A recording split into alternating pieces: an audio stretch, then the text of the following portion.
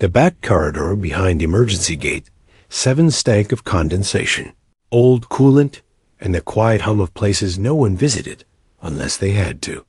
Water ran down the walls in thin veins from ruptured cooling units, forming slippery trails over metal. And stone. No lights worked past the first 20 meters, only the flickering red hazard strip above the entrance reminded Darren he was somewhere off limits. But it was faster than the main concourse, and faster mattered when you are late reporting anomalies in ration stock. His boots splashed through puddles as he moved. Head down, coat zipped high, fingers wrapped around the thermal bag. He didn't look around. He'd walked the same path a dozen times since the scanners near District 3 broke and started flagging safe food as expired. He wasn't a medic anymore. Just a compliance tech with a badge no one cared about. He didn't belong. In emergency zones? He was only here because this shortcut shaved off 6 minutes. The drone passed overhead without slowing standard patrol. It scanned for elevated vitals, high fevers, contagion markers. Not distress, not suffering. Just things that cost the system more money. He almost stepped past her. She was barely visible in the gloom, curled into herself between a rust-streaked waste chute and a thermal vent pipe hissing steam. Her skin caught his eye, first a slick violet tone not native to Siren 9. Her gown clung to her frame, soaked through and peeled off one shoulder, revealing joints the wrong color. Blue bruises bloomed across her collarbone and thigh. Her legs were drawn up halfway, bones too sharp under skin that looked paper-thin. Silver-white hair stuck to her temple, sweat slicked and matted. He froze. A single strip of adhesive hung crooked just below her collarbone. He knew that tag. Every former trauma medic did. No further resources authorized. It wasn't a death sentence. It was worse. It meant the budget had spoken. She wasn't worth stabilizing. Darren didn't move. He wasn't supposed to. That was the rule now. Untrained civilians had no authority to interfere. No gear, no clearance. And yet, his chest felt tight. The way it had 6 years ago when he watched a younger girl seize in front of a med drone and did nothing. Neutrality, they'd called it. The woman made a sound a breath, more than a word. A broken rasp. Her leg trembled. Her fingers twitched. That was enough. He dropped to one knee, the thermal bag thunking to the wet floor. One hand brushed her cheek burning hot. He reached for her throat. Pulse, weak and erratic. Her lips moved again. No sound came. Her eyes stayed shut. Still, she was alive. His coat came off in one motion. He wrapped it around her, lifting her gently, one arm behind her back, the other under her legs. She weighed almost nothing. Her skin was warm and slick through the fabric, and she didn't react, not a flinch, not a whisper. Rain hit his face the moment he stepped out from the corridor, slicing like needles in the wind. He bent his head, shielded her body, and walked fast, cutting through alleys, avoiding surveillance arches. No one stopped him. A woman looked up and looked away. A boy saw and didn't speak. The city didn't care. His apartment was 7 minutes away. He carried her the whole way, not because he had a plan, not because he believed in miracles, because something in him wouldn't let go. And when he laid her down on the narrow cot beside his wall heater, pulled the soaked gown from her fragile limbs, and saw the old injection sites and raw feet, he understood something deep and quiet. She wasn't gone. She had been left behind. And he, just a man with no clearance, no authority, no right, chose not to leave her. Not this time. The room was quiet, save for the hum of the wall heater and the faint clicking of rain against the window. Darren moved without speaking, unzipping the side compartment of his med case and setting out the essentials: scissors, saline, cloth, thermal blanket, nutrient packets. His hands were steady, trained long ago to work in chaos, even though the chaos now felt slow, dull, and hushed. The woman didn't stir when he unwrapped the sodden coat from her shoulders. Her gown was torn at the seams, clinging to her thighs and back in patches. Disposable fabric, meant to be worn once and discarded, just like her. He winced at the state of her feet, bruised around the toes, laced with grime, skin flaking. Her knees bore dotted scars, old injection sites, med markers, perhaps even restraint bruises. He clipped away the ruined gown, leaving only the thin wrap around her hips intact, and began with her arms. Warm water, a clean cloth. Gently, always gently. She didn't react as he wiped the sweat from her wrists and shoulders. He moved down to her legs, pausing when he reached a faint red welt along the inside of her knee. Infection? No pressure. Sore. She must have been lying in that alley for hours, maybe longer. Her skin was hot to the touch, fever, definitely. He soaked another cloth and laid it against her chest, pressing her arms slightly upward to reach beneath. She didn't flinch, but he kept his touch clinical, precise, impersonal. Still, he noticed how small her ribs felt under his hand, how thin her frame was, like something that had been hollowed out slowly, not by sickness, but neglect. He mixed a paste from rehydrated root starch and mineral broth, thick enough to spoon feed, mild enough not to shock her system. He tested it against his wrist, and then brought the first spoonful to her lips. Try, he whispered, voice barely audible. Her lips moved, the tiniest motion. He touched the spoon to her mouth. A droplet passed in. She coughed, once, low and dry, but swallowed. He fed her slowly, a few mouthfuls at a time, waiting for her to respond, even if only through breath. Her chest rose shallowly. Her eyes remained shut. But he stayed with her, cloth in one hand, nutrient bowl in the other, watching for any change. 30 minutes passed before she made another sound, a soft, uneven exhale. He checked her pulse again. Still fast, still weak, but not worse. He moved the floor mattress beside her cot, laying it out in the narrow space between the heater and the wall. A clean blanket, one for her, one for himself. He didn't lie down immediately. Instead, he sat beside the cot, hand resting loosely over its edge, just close enough for her to feel his presence if she woke Dot at some point in the night. She did. A faint noise stirred him. Not a word, just a shifting of breath. He sat up instantly. Her eyes were cracked open. Not fully just a sliver, enough to reveal pale irises beneath heavy lids. She looked toward him, or maybe through him. "You're safe," he said gently. "No one's going to touch you here." Her lips parted, and he saw the effort it took just to whisper, "Why did you bring me back?" He hesitated, then leaned forward, meeting her eyes. "Because you were dying," he said. And no one else stopped. Her breath hitched. She stared at him, then whispered again, "You didn't touch me." He didn't pretend to misunderstand. "I touched your arms, your face, your legs to clean you. That's all. But not like that. No." Her voice was hoarse, almost accusing, but uncertain. "Why not?" He shifted his weight, still seated on the floor. "Because that's not what this is." For a long moment, there was only the sound of the heater and the rain pressing against the window pane. Then her eyelids fluttered closed again. She didn't speak again that night, but she didn't sleep deeply either. Her breathing stayed shallow but even. Her limbs, still trembling earlier, now rested without motion.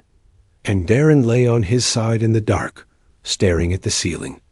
No alarms, no red lights, no med drones to issue orders. Just him, a dying woman in his cot, and the growing sense that whatever line he had once drawn between himself and the world, He had crossed it again, not out of duty, not out of guilt, because he had chosen to. And when her hand brushed against his at some point before dawn, he didn't move away.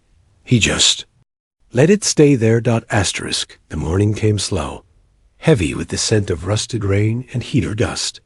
Darren stirred first, his body aching from the mattressless floor, his neck stiff from sleeping, twisted toward the cot.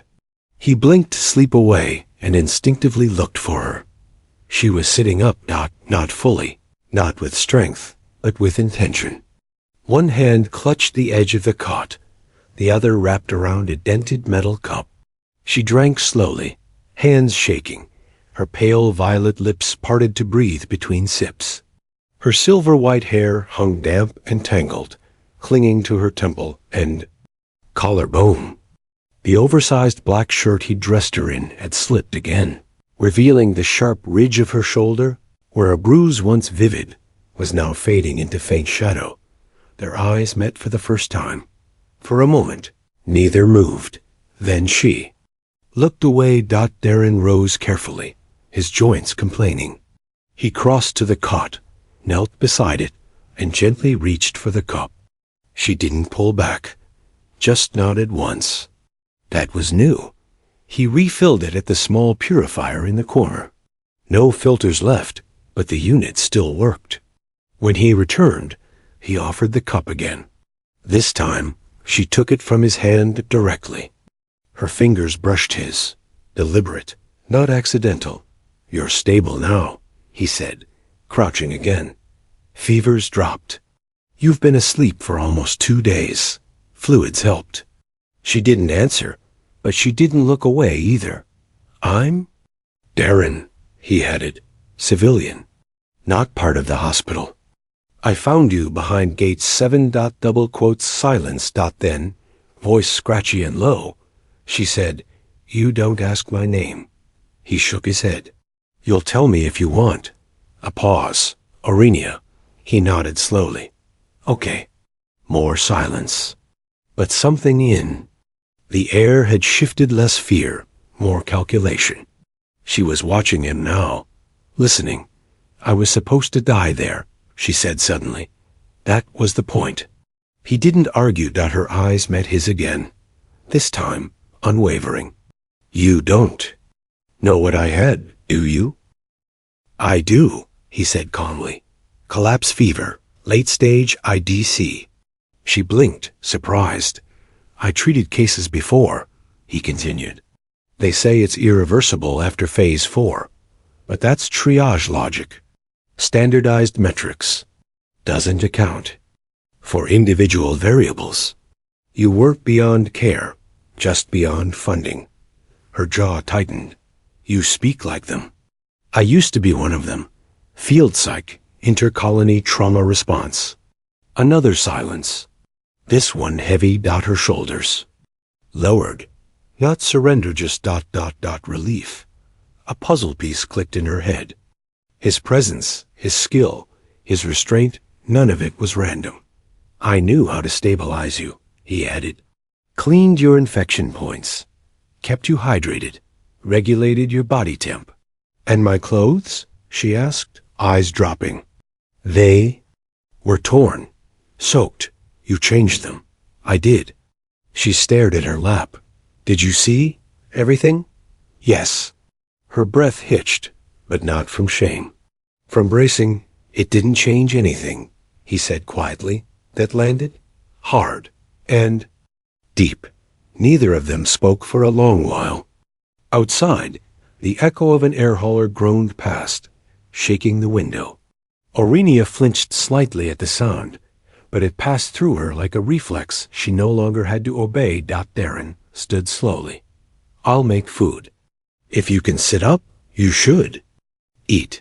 She didn't answer, but when he turned, he heard the faint shift of the cot, metal against floor. He looked back. She was pushing herself upright, legs dangling over the side. Her knees shook. Her hands gripped the edge. She winced as she moved. He stepped toward her. "Easy. I can move," she said firmly, pulling her arm away Not with anger, but with intent. He nodded. Okay. In the quiet of the room, he ground the root starch, added mineral broth, stirred until it thickened. The air filled with the smell of cumin and iron, a strange warmth in an otherwise sterile space. He served it in 2 small ceramic bowls and sat across from her. She ate slowly, each bite deliberate. Her eyes scanned the room, not searching for danger, but for understanding, for a map, for signs. You're looking for cameras, he said. She froze mid-chew. There aren't any, he added. A pause. Then, after swallowing, she said softly, no one helped me, not at the hospital. Not when I collapsed. They sedated me. Side-eye failed my last course. Side-eye was unviable. I believe you. She set her spoon down. You don't even ask where I'm from. Would it change what I did? That stopped her, dead in her thoughts. No one had ever answered her like that. No, she said finally, but you're supposed to ask. Then wait to decide when it matters to you. She picked the spoon back, up, ate the rest in silence. When the bowl was empty, she looked at him, this time without flinching. Why are you really doing this? Darren met her eyes, steady, calm. Because I couldn't ignore you. That's not a reason, that's a reaction. He exhaled. She was sharp beneath the rasp, beneath the exhaustion. You're right, he said. Maybe I just didn't want to be the kind of person who walks past someone like you again. She blinked, just once, then slowly nodded. He wasn't a savior, and she wasn't a project. And in that moment between breath and silence, between warmth and ration paste, were no longer stranger and patient. They were just 2 people who didn't leave each other behind. Asterisk, the air was thicker that night. Not from the rain, though the storm outside hadn't let up, but from something quieter, closer. Aurenia sat by the wall heater, knees drawn up, arms looped around them, chin resting against her forearms. The shirt she wore, his shirt, hung differently now. Her body was beginning to fill out again. A subtle softness had returned to her arms, the color to her cheeks. She didn't seem to notice. Darren watched from the kitchenette, drying the 2 ceramic bowls. She hadn't spoken much since dinner, but she hadn't withdrawn either. Her silences no longer felt like shields, they were pauses, breathing spaces. He stepped away from the counter. She didn't look up as he crossed the room, only spoke once. He neared. You still talk like a psych, she murmured. He tilted his head, half amused. What does that mean? It means, she said slowly, you keep tracking my eyes, waiting for cues. You let me speak first. You hold your breath when you think I might say something honest. He didn't deny it. She turned her head slightly, enough to glance up at him from beneath the veil of tangled hair. Are you afraid I'll say something you don't want to hear? I'm not afraid of hearing it, he said gently. Just afraid you'll stop saying anything at all. That made her blink, slowly. As if recalibrating, she rose a moment later, legs stiff but steadier now. Her movements weren't graceful. Not yet, but she wasn't fragile. She walked to the shelf, fingers ghosting over the folded cloths, the stacked ration packs, the sterilized medical box. Then she turned. I want to clean the scars today. He didn't answer immediately. The ones on my abdomen, she clarified. Not in the bath, in the light. I want to see them while you do it. He nodded. She pulled the old chair closer to the heater. Darren retrieved the basin, warm saline, healing balm, clean cloths. When he turned back, she had lifted the hem of the tunic, folding it just beneath her chest.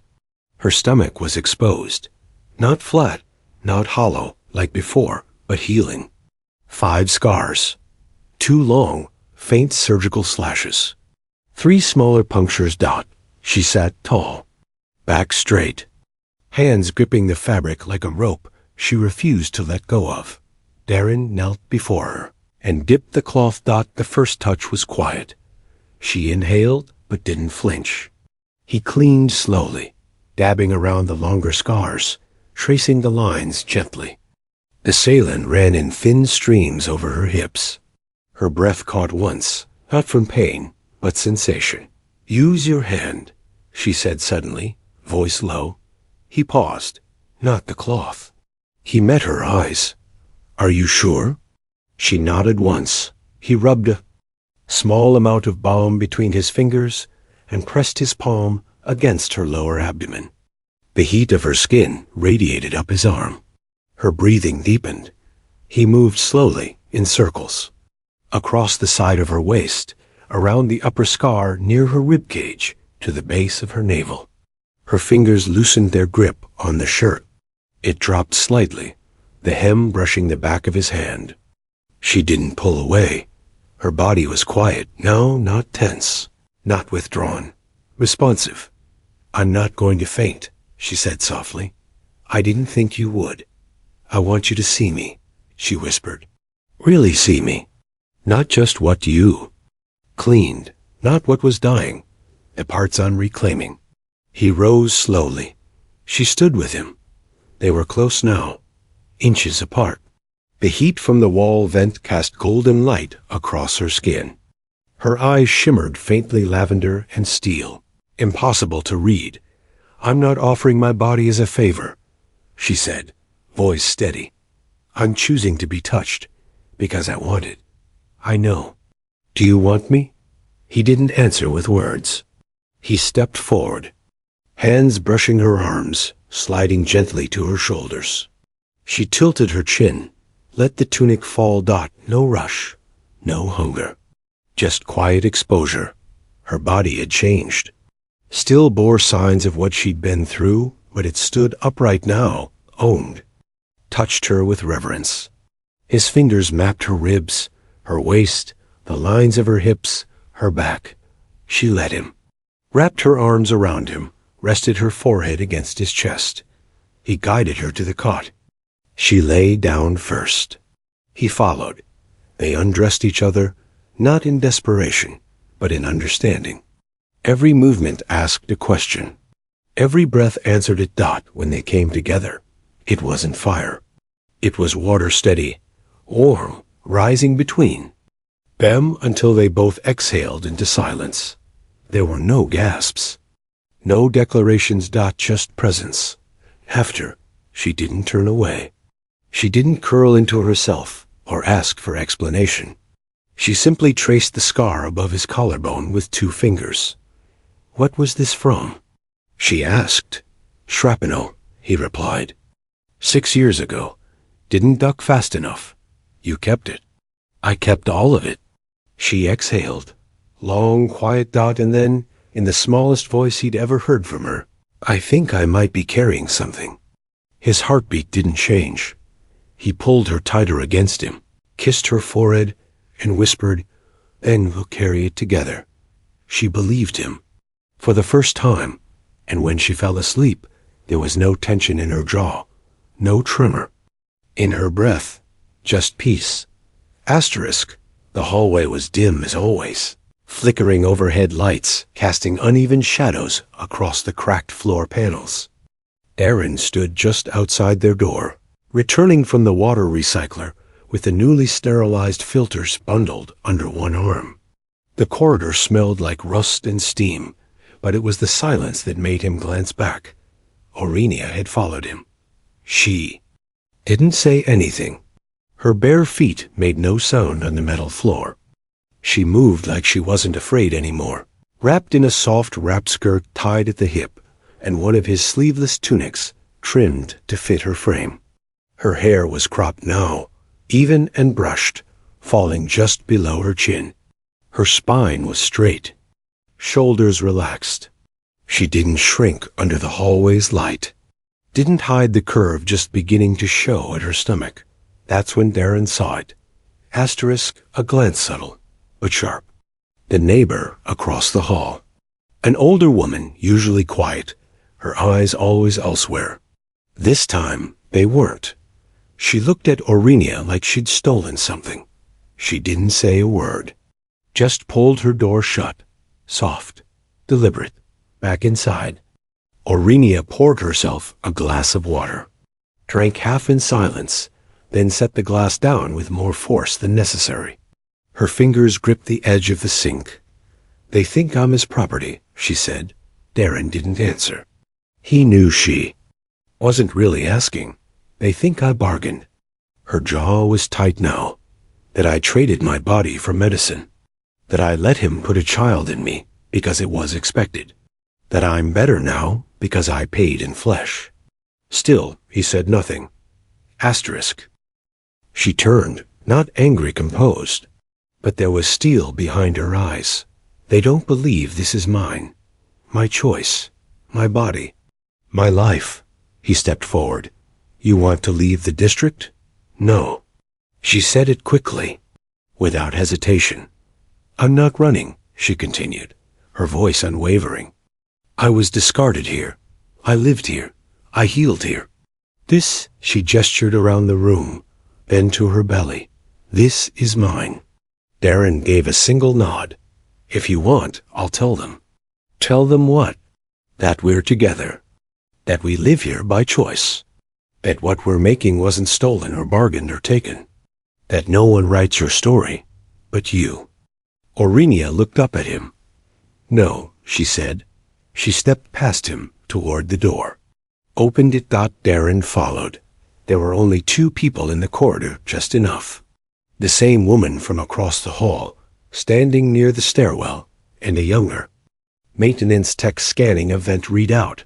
Aurenia walked toward the woman directly, unflinching, their eyes locked. "I'm the one they left outside the hospital," Aurenia said clearly. Her voice didn't shake. "You remember me?" The woman didn't respond, didn't deny it. Aurenia placed her hand over her stomach. "This wasn't bought. It wasn't stolen. It wasn't payment. It was my decision, and I'm not leaving." The woman's lips parted, then closed again. But her gaze didn't drop. That was enough.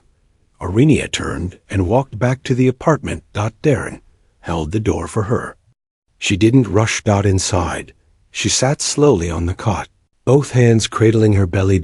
She looked up at him. "Do you believe me?" "Yes." "Do you believe I'm ready?" He knelt in front of her. "I think you already were."